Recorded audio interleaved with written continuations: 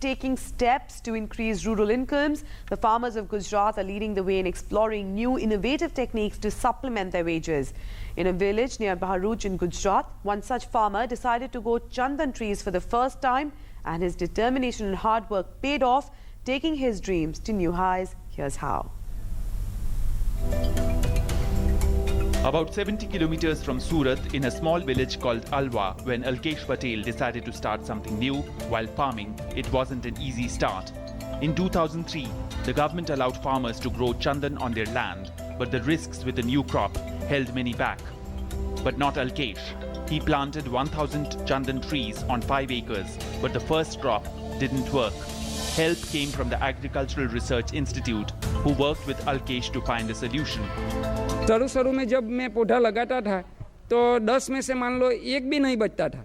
उसको फंगस का प्रॉब्लम था और मेरे को भी समझ में नहीं आता था कि इसमें मैं क्या करूं। अब मेरे साथ में मेरे गांव के 2-4 मित्र ने और लगाया था, तो उन्होंने बीच में से छोड़ दिया, बोले ये यहाँ पे होने वाला नहीं है।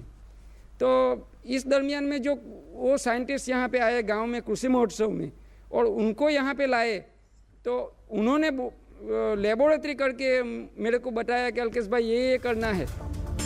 It takes anywhere between 15 to 20 years for the chandan trees to grow, and this is the main reason for farmers avoiding its cultivation. But once the crop is mature, it can fetch anywhere between 10 to 12,000 rupees per kilo.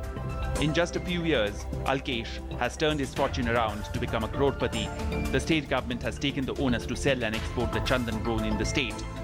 The farmers who missed out on this opportunity are now farming Nilgiri trees used in the paper industry.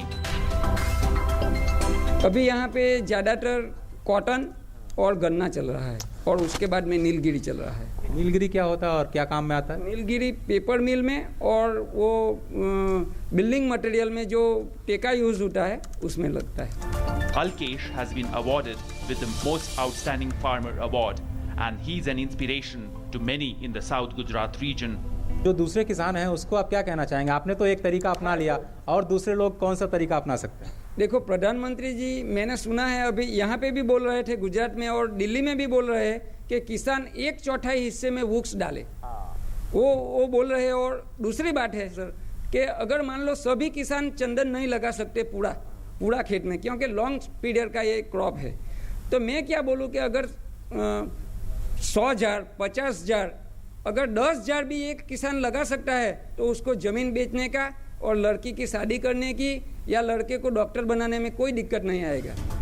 If this model is given a push by the other state governments, it can be reproduced in other parts of the country to benefit farmers across India.